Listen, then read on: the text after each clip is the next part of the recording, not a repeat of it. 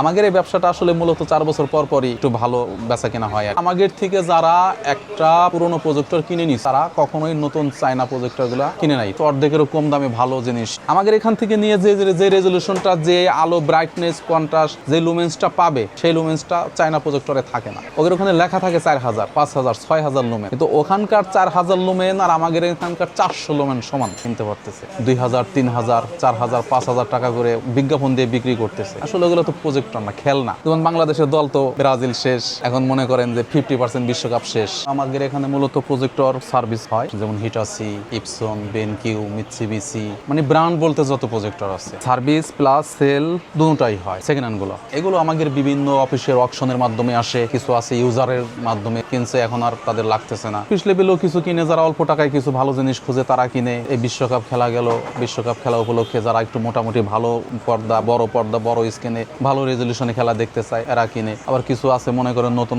Office দিচ্ছে, যে প্রজেক্টরটা মনে করেন যে 15 থেকে 20,000 টাকায় কিনতে পারবে, সেই প্রজেক্টরটা মার্কেটের প্রাইস ছিল ধরেন মনে করেন যে 70, 60, 50 এরকম প্রাইস। আর রিক্স বলতে ইলেকট্রনিক জিনিস রিক্স থাকেই। তারপরে দেখা গেছে আমরা একটা জিনিসের একটা নিশ্চয়তা দিই। ধরেন আমার থেকে একটা জিনিস যদি কেউ ক্রয় করে এখান থেকে, আমরা অন্তত 1 মাসের একটা সার্ভিসের একটা ওয়ারেন্টি দেবো। এটা দেখা গেছে যে ভালো হলে দেখা গেছে 2-4-5 বছর ইউজ করতে পারে।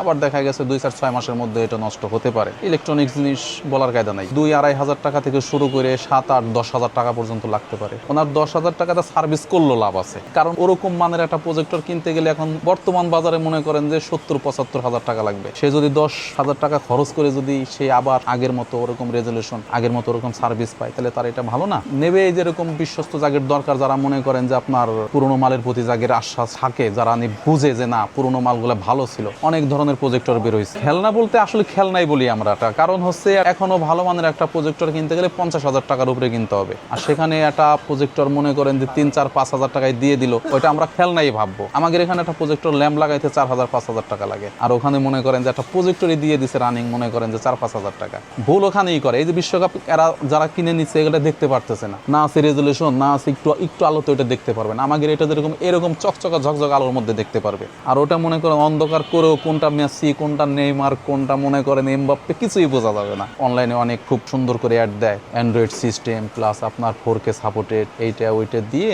ওই দেখা গেছে কেনার আগে তো আর মনে করেন যারা বুঝতে পারে না, যখন কিনে বাসায় নিয়ে যায় তখন তো পস্তায় যে হাই কি কিনে নিয়ে আসলাম, এটার সাথে তো পুরোনো একটা আনলে আমাদের ভালো ছিল। যার কারণে মনে করেন যেগুলো আসলে নেওয়ার পরে ব্যাপারটা বুঝতে পারে। গ্রামে থেকেই ধরেন একটা স্কুলে একটা শিক্ষক আসলে আমাদের এখান থেকে কিনতে, তার কিন্তু জানা আছে, তার স্কুলে মনে করেন 2-4টা ব্র্যান্ডের প্রজেক্টর আছে, সে কিন্তু এটার সম্পর্কে ভালো জানে যে এই ব্র্যান্ডের এই জিনিসগুলো ভালো, এগুলো 2-4-5 বছর ইউজ করলেও সমস্যা নাই। দেখা গেছে আমাদের এখান থেকে পুরোনো একটা জিনিস যদি কিনেও নিয়ে যায়, সে আরো 2-4-5 বছর ইউজ করতে পারবে, তার একটা বিশ্বাস আছে। কারণ কি, তার স্কুলে এই ব্র্যান্ডেরই মনে করেন 2-4-10টা প্রজেক্টর আছে ওখানে, যারা জানে আসলে মূলত তারাই নেয় এগুলো।